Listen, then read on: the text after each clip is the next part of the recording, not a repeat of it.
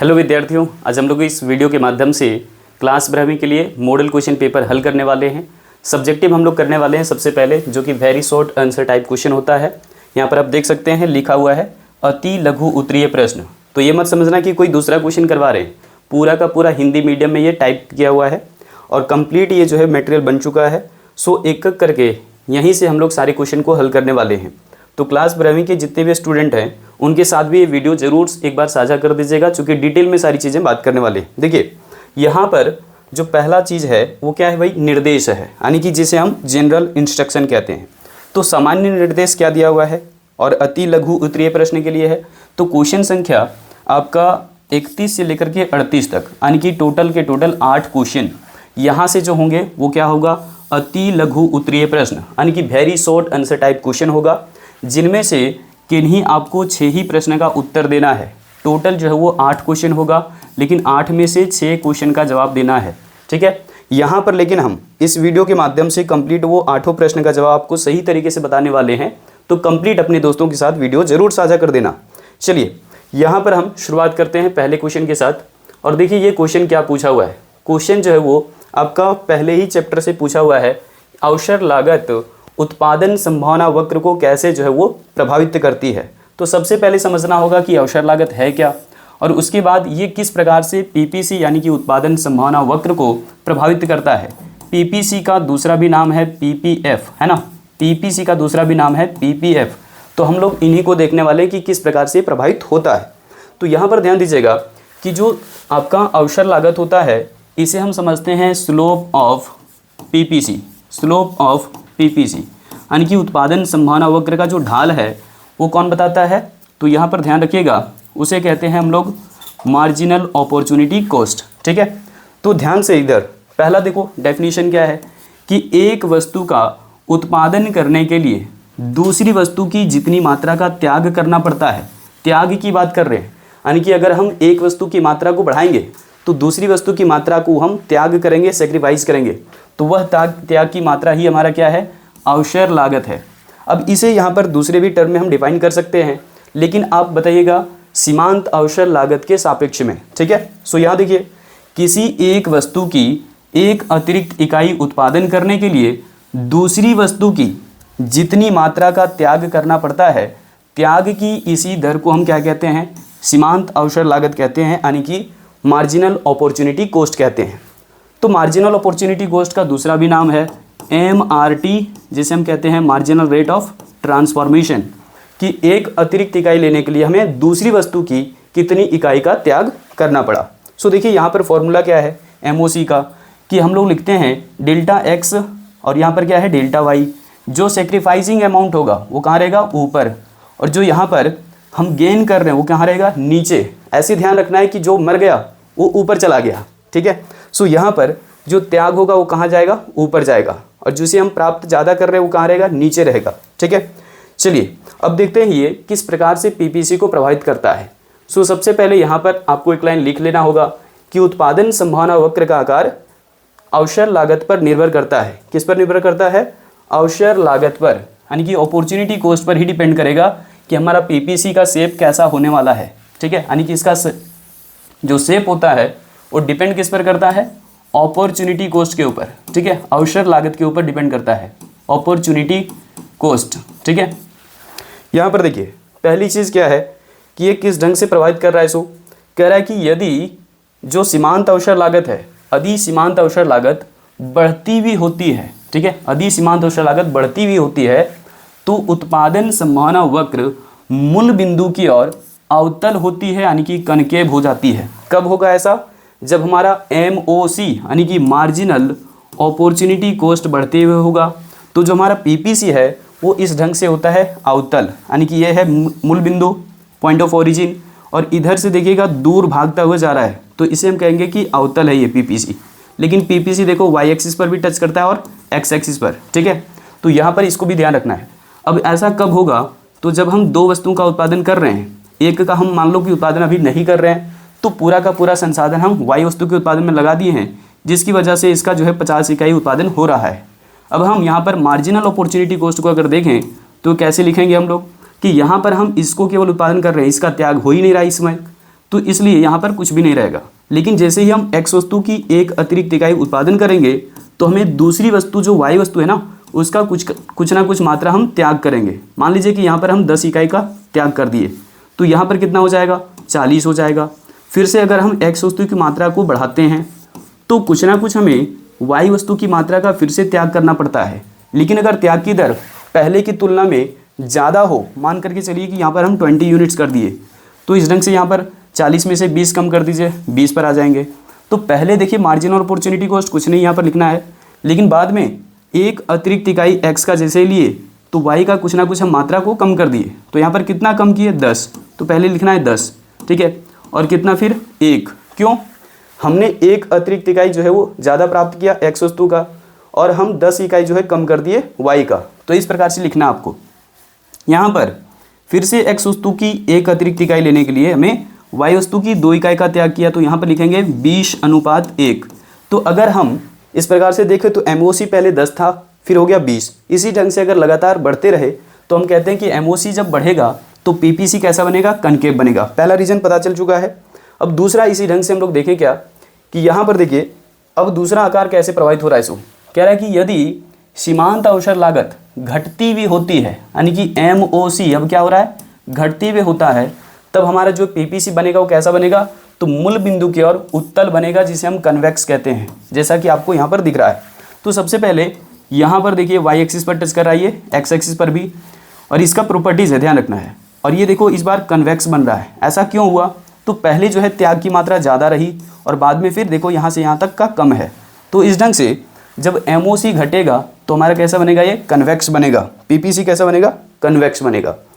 तीसरा देख लीजिए यहाँ पर क्या है, यदि सीमांत अवसर लागत स्थिर होती है, यानी कि मार्जिनल अपॉर्चुनिटी कॉस्ट जब कांस्टेंट रहेगा, MOC जब कांस्टेंट रहेगा, तो उत्पादन संभावना वक्र ऋणात्मक ढाल जो है जरूर होगा। स्लोप इसका क्या है, नेगेटिव है, ढाल क्या है, नेगेटिव।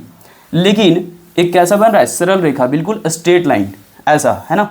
अब ये ऐसा क्यों होगा, तो पहले जितना त्याग का मात्रा था उतना ही अभी भी है। यानी कि अगर हम ऐसे देखें कि x वस्तु की मात्रा पहले 0 था, y का हम कर देते हैं 10, तो यहाँ पर हम एक अतिरिक्त इकाई लेने लगे x वस्तु का, तो इसके लिए हमें मान लो कि 5 इकाई कम करना पड़ गया y वस्तु का, तो हम यहाँ पर 5 कर दिए।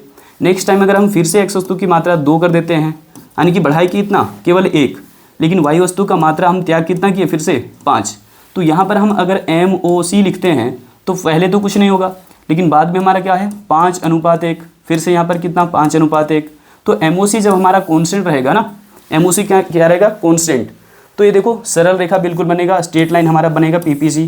लेकिन y एक्सिस और x एक्सिस दोनों को छूते हुए बनता है, ये PPC का प्रॉपर्टीज़ है। तो ये क्वेश्चन हम लोग कर लिए फिनिश। अब देखिए दूसरा क्वेश्चन क्या कह रहा है। सो ये क्वेश्चन आपका जो है सेकेंड चैप्टर से है, और है कहाँ से, तो उत्पादन संभावना वक्र जो हम लोग पढ़ लिए ना, बिल्कुल वैसा ही एक कंसेप्ट जो है सेकेंड यूनिट में है, जिसको हम लोग कहते हैं इंडिफरेंस कर्व, यानी कि उदासीनता वक्र। तो उसी से क्वेश्चन पूछा हुआ है कि उपभोक्ता का अधिमान एक दिष्ट होता है, इस कथन से क्या तात्पर्य है।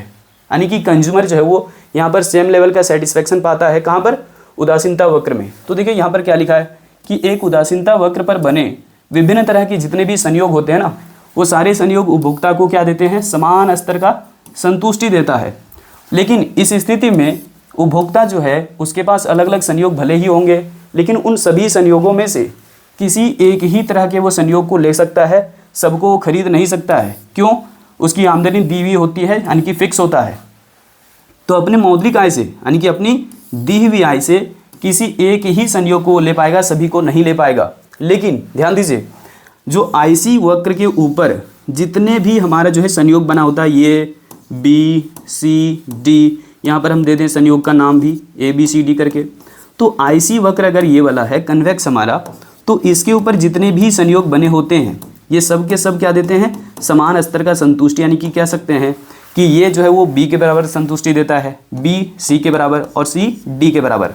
यानी कि एक ही उदासीन वक्र पर जितने भी संयोग बने होते हैं ये कंज्यूमर को देता है सेम लेवल का संतुष्टि। ठीक है, तो यहाँ पर ध्यान रखिए, इसी को हम लोग कहते हैं उपभोक्ता का अधिमान एकदिष्ट, यानी कि समान संतुष्टि प्राप्त होना, क्योंकि ये सभी संयोगों में से कंज्यूमर किसी एक ही संयोग को लेगा, सबको नहीं लेने वाला है। चलिए आगे बढ़ते हैं।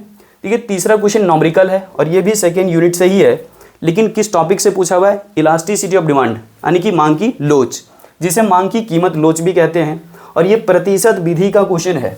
तो देखिए तीसरा क्वेश्चन क्या कह रहा है कि यदि किसी वस्तु की कीमत में 5% की कमी, ध्यान देना है, क्या हुआ है? मूल्य में कमी हुआ है। कितने प्रतिशत का? 5% का। अगर मूल्य में 5% की कमी होती है तो उसकी मांग की मात्रा में, देखिए मांग की मात्रा क्या हो जाती है? 8% बढ़ जाती है। तो यहाँ पर हम लोग जानते ही है मांग के नियम के अनुसार कि मूल्य बढ़ने पर मांग की मात्रा क्या होती है? घट जाती है, और मूल्य घटने पर मांग की मात्रा क्या होती है? बढ़ जाती है। तो पहले तो क्वेश्चन को चेक करना है कि ये बिल्कुल रिलेशन के अनुसार है या नहीं। तो देखिए कीमत में 5% की कमी आई तो मूल्य में कमी हुआ, सही बात है। तो मांग में क्या होना चाहिए? वृद्धि। तो देखिए मांग में वृद्धि हुआ है, कितना? 8%। क्वेश्चन चेक करने के बाद यहाँ पर देख लेना क्या कह रहा है। तो वस्तु की मांग की लोच ज्ञात कीजिए, क्या होगा, है ना। इलास्टिसिटी ऑफ डिमांड बताइए क्या होगा। तो यहाँ पर सबसे पहले हल करने का तरीका क्या है, क्या क्या दिया है उसे आप नोट कर लीजिए। तो मांग की मात्रा में प्रतिशत परिवर्तन दिया है, जो कि है यहाँ पर कितना? तो यहाँ पर हो जाएगा डेल्टा Q% कर लेना इसे द्वारा, और यहाँ पर हो जाएगा डेल्टा P%, यानी कि हमें जो डेल्टा Q% दिया हुआ है वो दिया हुआ कितना? 8%। और जो डेल्टा P% दिया है इसे आप समझने के लिए नेगेटिव में रख लेना, चूँकि कमी आया है मूल्य में कितना? 5% का, तो यहाँ पर 5 कर लेना। तो अब देखिए हम लोग ED का फॉर्मूला क्या जानते हैं? Elasticity of demand equal to delta Q% upon क्या हो जाएगा? Delta P%। तो डेल्टा यहाँ पर Q% कितना है? ये जो है 8 है, और इसे भाग कितने से करना है? 5 से। कितना आ जाएगा? 1.6, है ना। देखिए यहाँ पर 1.6 यानी कि 1 से अधिक आया है, इसे हम कहते हैं मोर इलास्टिक डिमांड, यानी कि सापेक्षिक लोचदार मांग। अब इसे जो है डायग्राम में भी दिखा सकते हैं बहुत अच्छे तरीके से। यहाँ पर देखिए इसे कौन कौन से नाम से जानते हैं सो। तो मांग की लोच क्या आया? 1 से अधिक आया, तो हम लोग बोल सकते हैं मांग की लोच क्या आया? इकाई से अधिक, या फिर आप इसे बोल सकते हैं अधिक लोचदार मांग, या फिर बोल सकते हैं केवल लोचदार मांग, या फिर एक और नाम है सापेक्षिक लोचदार मांग। तो इतने नाम से हम लोग इसे जानेंगे। डायग्राम बनाने का बहुत आसान तरीका है। सबसे पहले आप वाई एक्सिस और एक्स एक्सिस ड्रॉ कर लेना, उसके बाद प्राइस हम लोग किधर रखते हैं? वाई एक्सिस पर, और इसी वजह से वाई एक्सिस को बोलते हैं प्राइस एक्सिस। मांग की मात्रा किधर रहेगा? एक्स एक्सिस के ऊपर। तो यहाँ पर क्वांटिटी डिमांड एक्स एक्सिस के ऊपर है, और जो हमारा प्राइस है वो कहाँ है? वाई एक्सिस के ऊपर है। पहले हमने कहीं भी प्राइस रख दिया, और यहाँ पर पहले कहीं ना कहीं क्वांटिटी भी रख दिया। तो ये क्या है? P1, और ये क्या है? Q1। अब बिल्कुल डेटा के अनुसार चलना है। मूल्य में क्या हुआ था? कमी, तो मूल्य को कम कर दीजिए पहले की अपेक्षा। लेकिन जितना मूल्य कम किए हुए हैं उतने की तुलना में देख लेना कि मांग की मात्रा क्या हुई है। तो मूल्य जो है वो 5% कम हुआ था, यानी कि P2 मान लो ये हो गया, ठीक है। अब उसकी वजह से मांग की मात्रा क्या हुआ? 8% बढ़ गया था। तो यहाँ पर इधर कहीं ना कहीं 8% लगे उस ढंग से बढ़ा देना है, यानी कि इसका आप देख सकते हैं गैप जो प्राइस वाले में है उसमें कम है, क्योंकि 5% दिखाना था केवल, और इधर बढ़ते हुए कितना दिखा देना है? 8%, यानी कि मांग की मात्रा 8% बढ़ा है। तो इन दोनों पॉइंट से मिलाते हुए अपना डिमांड लाइन खींच लेना है, जो कि डाउनवर्ड स्लोपिंग है, ठीक है। तो इस ढंग से इसका स्लोप क्या है? नेगेटिव। और यहाँ पर देखिए इधर स्पेस कम है और इधर स्पेस ज़्यादा है, क्योंकि मांग ज़्यादा बढ़ रहा था, मूल्य कम घट रहा था। चलिए आगे बढ़ते हैं। क्वेश्चन अगला देखिए कौन सा है? सीमांत अवसर लागत और औसत लागत को परिभाषित कीजिए। बहुत आसान क्वेश्चन है। सीमांत मतलब क्या? एक अतिरिक्त इकाई। जहाँ जहाँ सीमांत आपको सुनने को मिले इकोनॉमिक्स के अंदर में, इसका मतलब है 1 एडिशनल यूनिट, ठीक है। और यहाँ पर देखिए औसत लागत के बारे में कह रहा है, तो बहुत आसान डेफिनेशन है। Marginal cost and average cost को आपको डिफाइन करना है। तो हम लोग कहते क्या है, किसी एक वस्तु की एक अतिरिक्त इकाई उत्पादन करने के लिए हमें जो है ना कुल लागत में कुछ ना कुछ परिवर्तन देखने को मिलता है। जैसे मान करके चलो कि हम यहाँ पर केवल एक इकाई जो है कलम का निर्माण किए, कलम केवल कितना उत्पादन किए? 1 इकाई। तो उस समय हमारा टोटल कॉस्ट आगे मान लो 20 रुपये। अब हम जब 1 इकाई और भी उत्पादन किए तो यहाँ पर चेंजिंग कितने का आया? 1 इकाई का। तो इसकी वजह से टोटल कॉस्ट में कुछ ना कुछ वृद्धि होगा या फिर कमी होगा। तो हमने उत्पादन को बढ़ाया है, लागत कुछ ना कुछ बढ़ेगा, स्वाभाविक सी बात है। तो यहाँ पर मान करके चलो कि हो चुका है हमारा 45। तो इसका मतलब क्या कि हमारा जो मार्जिनल कॉस्ट आया है यहाँ पर वो 25 रुपये आया है, क्योंकि एक एक्स्ट्रा कलम बनाने की लागत कितना आया है? 25 रुपये। तो इस ढंग से हम लोग मार्जिनल कॉस्ट फाइंड करते हैं। तो इसका डेफिनेशन देख लीजिए क्या कहा कि किसी एक वस्तु की एक अतिरिक्त इकाई उत्पादन करने के लिए यहाँ पर क्या होगा? कुल लागत में जो परिवर्तन आता है उसे हम सीमांत लागत कहते हैं। दूसरे तरीके से भी इसको कह सकते हैं कि कुल लागत में, है ना, कुल लागत में परिवर्तन की दर को हम सीमांत लागत कहते हैं। कुल लागत में जो परिवर्तन आता है किसकी वजह से? यहाँ पर उत्पादन की इकाई में परिवर्तन की वजह से कुल लागत में कुछ ना कुछ आपको परिवर्तन देखने को मिलेगा। तो ये हमारा कहलाता है मार्जिनल कॉस्ट, सीमांत लागत। इसको हम दूसरे तरीके से भी यहाँ पर भी फॉर्मूले में डिनोट कर सकते हैं। तो यहाँ जो है इस फॉर्मूले के ऊपर में डिटेल में जो है चर्चा हो चुकी है 2 बार, ठीक है। दोबारा से चर्चा नहीं करने की ज़रूरत है कि टोटल कॉस्ट में यहाँ पर जो है यूनिट, मान लो कि हमने कहा n हमने 1 लिया, तो उस वक्त मान करके चलो कि टोटल कॉस्ट हमारा कितना है 20। दोबारा से हम कह रहे हैं कि यहाँ पर अगर हम 0 कर दें, उत्पादन स्तर 0 हमने कर दिया, तो यहाँ पर क्या आएगा, कुछ ना कुछ हमारा कॉस्ट घटेगा। हो सकता है कि यहाँ पर अभी भी 10 आते रहे। तो इस ढंग से हम क्या देख रहे हैं कि उत्पादन का स्तर 0 होने पर भी कुछ ना कुछ हमें जो है वो लागत देखने को मिल रहा है, यानी कि 10, लेकिन चेंजिंग कितने का है, 10 का है। तो यहाँ पर हम बोल सकते हैं कि मार्जिनल कॉस्ट हमारा कितना है, 10 है। अच्छा, यहाँ पर ऐसा मत समझना कि उत्पादन 0 कर चुके हैं फिर भी लागत क्यों है। तो इस वक्त इसको हम कह सकते हैं फिक्स्ड कॉस्ट, यानी कि स्थिर लागत, ठीक है ना। चलिए आगे बढ़ते हैं। यहाँ पर देखो औसत लागत को कैसे हम लोग परिभाषा देंगे, सो यानी कि एवरेज कॉस्ट क्या होता है भाई। तो एवरेज कॉस्ट को हम लोग कहते हैं कि प्रति इकाई लागत, यानी कि देखो किसी वस्तु की प्रति इकाई लागत को हम क्या कहते हैं, औसत लागत। यानी कि मान करके चलो कि हमें 10 कलम बनाने की लागत है ना, 10 कलम बनाने की टोटल कॉस्ट मान लो कि 100 रुपये है ना। तो 1 कलम बनाने की लागत क्या होगी, तो हम यहाँ पर कह सकते हैं कि total cost divided by quantity of output. तो टोटल कॉस्ट हमारा कितना है 100, कितना यूनिट हमने प्रोड्यूस किया है 100 यूनिट्स। तो ऐसे बताइए कि हमारा 10 रुपये प्रति कलम, यानी कि हम 10 रुपये में बना लेते हैं। तो यही है हमारा एवरेज कॉस्ट, ठीक है। चलिए अब जाते हैं आगे, लेकिन इसको दूसरे तरीके से भी डिफाइन कर सकते हैं। देखिए यहाँ पे दूसरे तरीके से कैसे डिफाइन कर सकते हैं कि कुल लागत को परिवर्तनशील साधन की इकाई से अगर हम भाग दे देंगे तो हमें औसत लागत प्राप्त होता है। कैसे, देखिए यहाँ पर मान करके चलो कि हम लेबर की मात्रा जो है 1 इकाई लगाए हैं, उस समय हमारा टोटल जो है खर्चा आ रहा था 100 रुपये, ठीक है। 100 रुपये में हमें 1 लेबर मिल चुका। अगर हम एक और लेबर लगा लेते हैं तो लेबर कितना केवल बढ़ा है 1 एक्स्ट्रा। तो इसकी वजह से टोटल कॉस्ट हमारा तो बढ़ेगा पहले के अपेक्षा। हो सकता है कि यहाँ पर जो है वो 250 रुपये हो गया। तो यहाँ देखेंगे कि चेंजिंग कितने का आ रहा है, तो 150 रुपये का। तो यही हमारा कहलाता है क्या, मार्जिनल कॉस्ट। लेकिन अगर हम पूछें कि यहाँ पर एवरेज कॉस्ट कितना था और यहाँ पर एवरेज कॉस्ट कितना था, तो उसके लेबर की इकाई से डिवाइड कर देते हैं, यानी कि यही हमारा एवरेज कॉस्ट बन जाता है। तो TC/L, L का मतलब क्या है, वेरिएबल फैक्टर, यानी कि परिवर्तनशील साधन, और TC मतलब क्या, कुल उत्पादन, यहाँ पर लिखा हुआ है। चलिए अब बढ़ते हैं हम लोग अगले क्वेश्चन के ऊपर। देखो यहाँ पर बहुत बेहतरीन क्वेश्चन और बिल्कुल आसान, सबसे आसान क्वेश्चन यही था। तो राष्ट्रीय आय के चक्रीय प्रवाह में हम लोग इस क्वेश्चन को देखे हुए हैं कि समष्टि अर्थशास्त्र की दृष्टि से अर्थव्यवस्था की 4 क्षेत्रकों के नाम लिखिए। ये 4 क्षेत्र कौन कौन से होते हैं, लेकिन समष्टि अर्थशास्त्र की दृष्टि से आपको समझना है, यानी कि मैक्रो इकोनॉमिक्स के पॉइंट ऑफ व्यू से, ठीक है। तो हम लोग circular flow of national income में क्या पढ़ते हैं भाई, कि यहाँ पर जो है वो घरेलू क्षेत्र होता है, फिर जो है क्या है फर्म है, फिर सरकार होती है, और इसी ढंग से फिर शेष विश्व यानी कि रेस्ट ऑफ द वर्ल्ड को लेते हैं। तो इन्हीं के बीच में जो वो पैसा घूमते रहता है। हम लोग जो है वो यहाँ पर बैलेंस बना करके देख चुके थे पहले भी। तो इस ढंग से हम लोग कह सकते हैं कि घरेलू क्षेत्र या फिर परिवार जिसका नाम दिया जा सकता है, जिसे हम उपभोग क्षेत्र भी कहते हैं, ठीक है, हाउस होल्ड सेक्टर अंग्रेजी में बोला जाए तो। दूसरा है फर्म, जिसे हम उत्पादन क्षेत्र समझते हैं, और तीसरा सरकार, और चौथा क्या है, शेष विश्व यानी कि rest of the world. Rest of the world का मतलब है अपने देश को छोड़ करके बाकी दुनिया के अन्य देश, ठीक है। चलिए तो यही सारे क्षेत्र हैं समष्टि अर्थशास्त्र के अंदर। अब यहाँ पर देखो, अभी तो इसका जो है वो जवाब सबको मालूम ही है, क्योंकि अभी जो है लेन देन करने के लिए हमारे पास जो कैश नहीं होते हैं, तो हम लोग क्या अपना लेते हैं, या तो फ़ोन पे है ना, या फिर जो है भीम UPI, या फिर जो है पेटीएम करो, है ना, और उसके बाद क्या गूगल पे। तो ये सब क्या होते हैं हमारे भाई, डिजिटल विनिमय, है ना, डिजिटल जो है वो विनिमय जो है वो करने के 4 साधन हैं, ठीक है। तो ये सब ध्यान रखना है, फ़ोन पे, आपका भीम, पेटीएम, और उसके बाद क्या गूगल पे। ये सब क्या है, वर्तमान समय में डिजिटल विनिमय के अलग अलग माध्यम हैं। चलिए आगे बढ़ते हैं। यहाँ पर क्वेश्चन संख्या 7वां क्या है, कह रहा है कि खुली अर्थव्यवस्था से आप क्या समझते हैं। लो बहुत बेहतरीन क्वेश्चन है और आखिरी चैप्टर से पूछा हुआ है, ठीक है, कि खुली अर्थव्यवस्था से आप क्या समझते हैं। खुली अर्थव्यवस्था होने का मतलब क्या है, जब 2 देश आपस में आयात निर्यात कर रहे हों, है ना, तो खुली अर्थव्यवस्था है।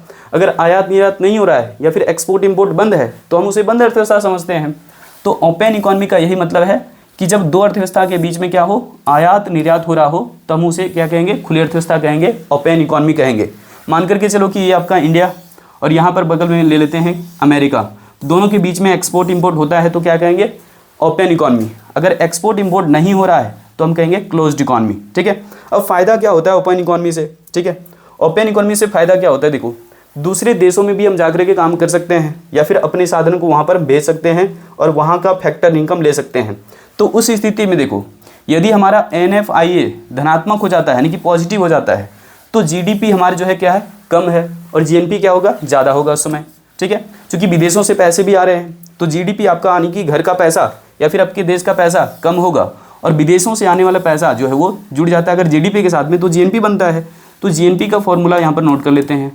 GNP का फॉर्मूला होता है क्या GDP प्लस में क्या NFIA यानी कि विदेशों से प्राप्त होने वाला शुद्ध अर्जित आय। तो इस तरीके से GNP निकलता है। तो GDP तो छोटा हो जाएगा उस समय क्योंकि हमें विदेशों से भी कुछ ना कुछ पैसे प्राप्त हो रहे हैं, पॉजिटिवली लिख रहे हैं वहाँ पर देखो। तो NFIA जब धनात्मक हो जाएगा तो GDP कम रहेगा और GNP ज़्यादा होगा। यहाँ पर देखो दूसरा क्या है, दूसरा कह रहा है क्या कि यदि NFIA है ना, यदि NFIA शून्य हो जाएगा तो उस स्थिति में समझो या तो देश हमारा आत्मनिर्भर हो गया है, हम दूसरे देशों से कुछ एक्सपोर्ट इंपोर्ट नहीं कर रहे हैं, उस स्थिति में GDP और GNP क्या हो जाएगा आपस में इक्वल हो जाएगा। या फिर ये समझ लीजिए कि जितना हमने जो है वो दूसरे देशों से शुद्ध रूप में कमाया उतना ही दूसरे देश में हमने जो है वो पैसे भी दिए हैं, ठीक है। तो यहाँ पर NFIA उस समय क्या हो जाएगा शून्य हो जाएगा। या फिर कह लो कि देश जब यहाँ पर इंडिपेंडेंट हो गया है तो उस समय समझ लो कि हमारा जो है वो GDP GNP के इक्वल हो जाएगा। चलिए आगे देखते हैं।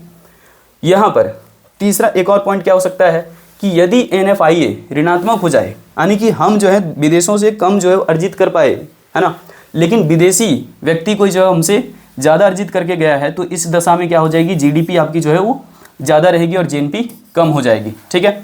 चलिए आगे बढ़ते हैं। अब हम यहाँ पर देखिए सरकारी बजट, ये हमारा आखिरी क्वेश्चन है। सरकारी बजट जिसे हम गवर्नमेंट बजट कहते हैं या फिर आप इसे जो है वो यूनियन बजट भी कह सकते हैं, केंद्रीय बजट भी नाम दे सकते हैं। तो ये कुछ नहीं बस सरकार का एक डॉक्यूमेंट्स है, सरकार का एक डॉक्यूमेंट है। देखिए अब इसमें क्या क्या नोट किया जाता है, यहाँ पर हमने लिखा हुआ है कि एक देश का वह दस्तावेज या फिर वह डॉक्यूमेंट्स जिसमें सरकार आने वाली यानी कि आगामी वित्तीय वर्ष के लिए, वित्तीय वर्ष भारत का कौन सा होता है भाई 1 अप्रैल से लेकर के अगले 31 मार्च तक की जो समय अवधि होती है भारत का यही क्या है वित्तीय वर्ष है, जिसे लेखा वर्ष भी कहते हैं। तो ये पूरे 1 वर्ष के लिए सरकार ये तय करती है अनुमानित रूप से कि कहाँ कहाँ पर हमें कितने जो है वो खर्च करने हैं, कहाँ से कितनी जो है वो रेवेन्यू जनरेट करना है, ये सब सारी चीज़ों को दिखाया जाता है। तो यही क्या है सरकारी बजट है या फिर गवर्नमेंट बजट है। लेकिन भारतीय संविधान के अनुच्छेद 112 में देखेंगे, यहाँ से ऑब्जेक्टिव हो सकता है आपका कि भारतीय संविधान के कौन से अनुच्छेद में दिया गया है। तो 112 में दिया गया है जिसके अंदर नाम दिया है क्या वार्षिक वित्तीय विवरण। ध्यान देना कि बजट का दूसरा नाम है वार्षिक वित्तीय विवरण और कहाँ पर मिलता है हमारे अनुच्छेद 112 के अंदर। अब यहाँ पर देखो इसका नाम अंग्रेजी में क्या पड़ा एनुअल फाइनेंशियल स्टेटमेंट, ठीक है। तो इसी का उल्लेख किया गया है कहाँ पर अनुच्छेद 112 के अंदर। अब इसको हम लोग अलग अलग नाम से जानते हैं, तो यहाँ पर मैंने मेंशन किया है कि इसे हम सरकारी बजट के नाम से तो जानते ही हैं, साथ साथ में इसे हम केंद्रीय बजट कहते हैं, अंग्रेजी में यूनियन बजट, या फिर आप इसे जो है सार्वजनिक बजट भी कह सकते हैं, पब्लिक बजट भी कह सकते हैं। सो ये कंप्लीट जो है वो शॉर्ट क्वेश्चन हमने जो है वो आपको बता दिया है। कंप्लीट मैंने बताया कंप्लीट चीज़ें, लेकिन हमने बताया यहाँ पर 8 क्वेश्चन आपको एग्जाम में बनाने हैं, 6 क्वेश्चन इसी टाइप से सारे क्वेश्चन जो है हो चुके हैं। मिलते हैं हम लोग फिर से अगली वीडियो में, तब तक आप इस वीडियो को अपने दोस्तों के साथ ज़रूर साझा कर दीजिएगा। रखते हैं आज इतना ही, जय हिंद।